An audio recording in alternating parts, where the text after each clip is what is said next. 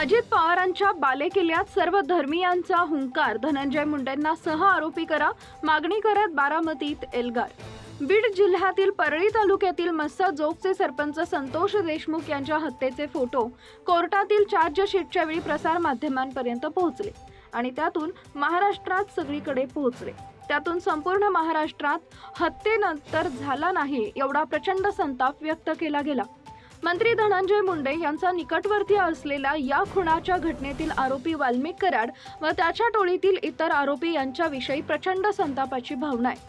त्यातच धनंजय मुंडे अगोदर राजीनामाही देत नव्हते आणि त्यांना सह आरोपी देखील केलं जात नाही, म्हणून सगळीकडे संतापाची भावना आहे। हाच संतापाचा हुंकार आज बारामतीत उमटला।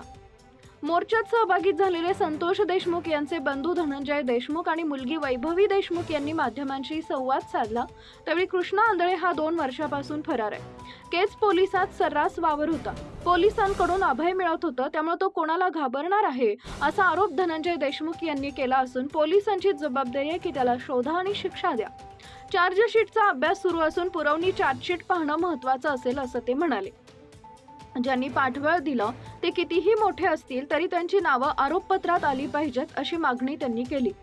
संतोष देशमुख यांची मुलगी वैभवी देशमुख म्हणाली की वडिलांची जी निर्घुणपणे हत्या झाली त्यात ज्यांनी कोणी आरोपींना मदत केली ते कोणीही असू दे त्यांना सह आरोपी करावे।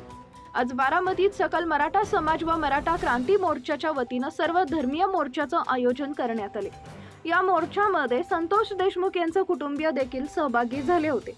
यामध्ये त्यांची मुलगी वैभवी देशमुख, भाऊ धनंजय देशमुख हे देखील सहभागी झाले होते।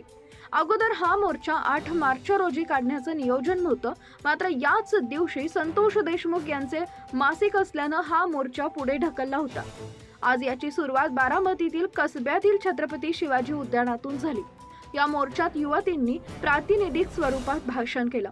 यामध्ये धनंजय मुंडे यांना या घटनेत सह आरोपी करावे अशी मागणी केली, कारण धनंजय मुंडे यांच्या आशीर्वादाशिवाय या मंडळीचं पानही हलत नव्हतं।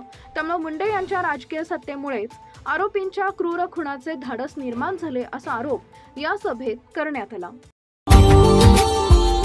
Subscribe now and press the bell icon. Never miss an update.